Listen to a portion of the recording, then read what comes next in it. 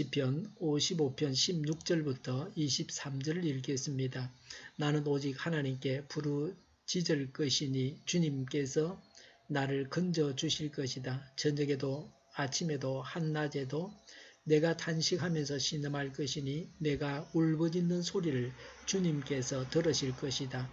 나를 대적하는 자들이 참으로 많아도 주님께서는 나에게 덤벼드는 자들에게서 내 생명 안전하게 지켜주실 것이다. 아주 먼 옛날부터 보좌에 앉아 계시는 하나님께서 나의 부르짖음을 들으시고 응답하실 것이다.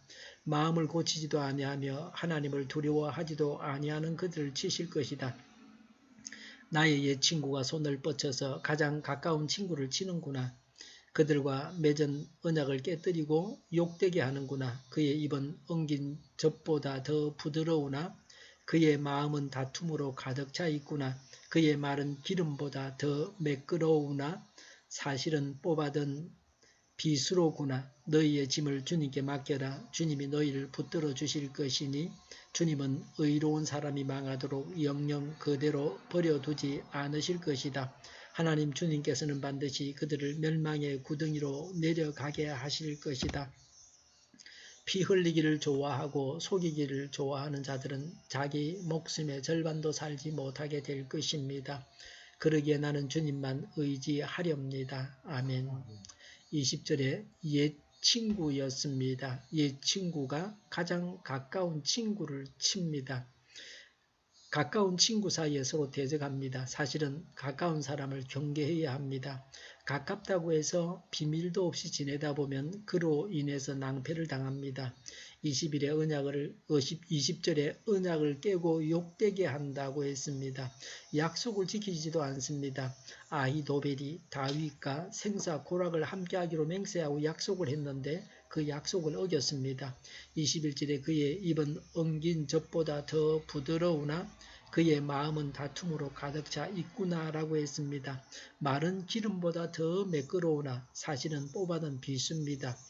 위선입니다. 겉은 부드럽고 매끄럽습니다. 속은 다툼이 가득하고 비수를 뽑아 들고 있습니다. 세상적인 지혜는 겉은 다정하고 친절하고 밝으나 속은 어둡고 이를 갈고 원수를 맺고 못살게 굽니다.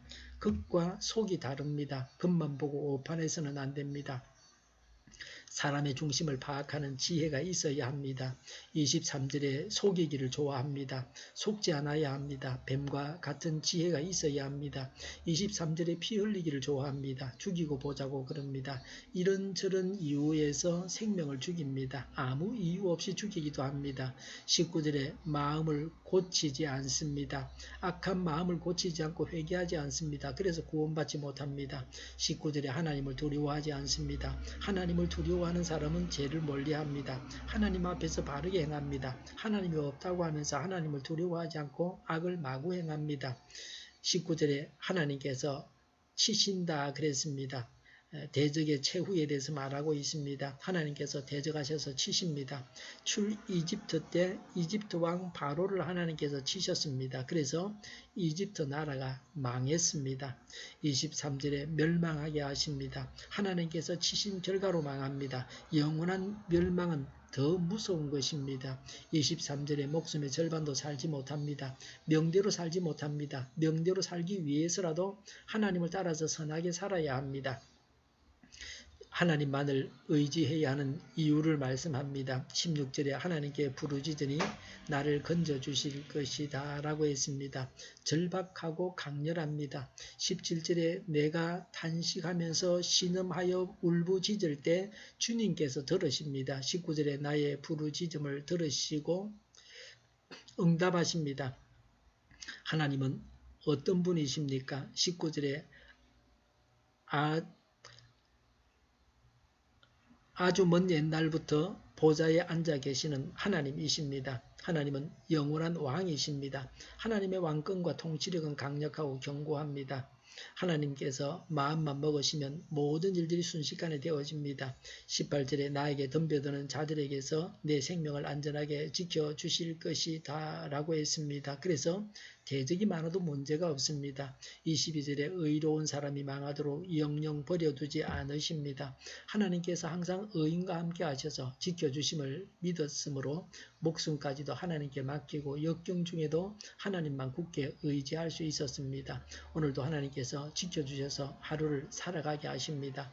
22절에 짐을 주님께 맡기면 붙들어 주십니다. 짐은 당면한 근심, 걱정과 문제입니다. 예수님은 우리에게 수고하고 무거운 짐을 진 자들아 다 내게로 오라 내가 너를 쉬게 하겠다고 하십니다. 우리에게 짐이 있습니까? 짐이 없는 사람은 죽은 사람뿐입니다. 살아있는 사람은 다 짐이 있게 마련입니다. 인생의 짐을 누구나 다 갖고 있습니다. 하나님께 우리의 짐을 다 맡겨야 합니다. 22절에 자신을 너희라고 하면서 권고합니다. 남에게 말하듯이 자신에게 말하고 있습니다. 자신을 가르치는 것이 남을 가르치는 것보다 더 어렵습니다. 남에게 말하기는 쉬워도 자신이 바르게 살기는 더 어렵습니다. 대적하는 자가 있고 문제가 있습니다. 하나님을 의지하고 하나님께 기도하면 하나님께서 해결하십니다. 대적하는 자와 문제를 두고 하나님께 기도해야 합니다. 기도하겠습니다. 대적하는 자와 문제를 두고 하나님께 간구를 드립니다. 우리 동일교회가 만구른집하게 하여 주시옵소서. 예수 이름을 명하노니 모든 병만은 물러가고 몸의 모든 부분들을 온전하게 될지어다. 신유의 기적을 베푸셔서 지금도 저희의 질병을 고쳐주시옵소서. 저희와 교회와 이 나라의 민족을 불쌍히 여겨주시옵소서. 독재정권이 무너지고 적과 통일이 되지 않고 평화 통일을 이루게 하여 주시옵소서. 전쟁 위험이 사라지게 하시며 핵으로 무장해서 균형을 유지하게 하여 주시옵소서. 신앙의 자유를 누리며 살게 하여 주시옵소서. 하나님을 대적하는 색들이 바로 망하게 하여 주시옵소서. 국회와 정부가 하나님이 기뻐하시는 법만을 만들게 하시며 반성경제의 모든 법과 영과 내교가 지구상에 즉시 철폐되게 하여 주시옵소서. 대통령이 통치를 잘하게 하시며 지진은 일어나지 않게 하시며 출산율이 올라가게 하여 주시옵소서. 자녀를 낳고 살만한 성적으로 건전한 나라가 되게 하여 주시옵소서. 에너지 정책, 재활용금 정책을 제대로 세워서 집행하게 하여 주시옵소서. 늘 맑은 공기를 마실 수 있게 하여 주시옵소서. 오늘도 성령님을 따라서 차고 넘치는 삶, 복된 삶을 살게 하여 주시옵소서. 감사와 찬양을 주님께 돌려드리며 예수님의 이름으로 기도하옵나이다. 아멘.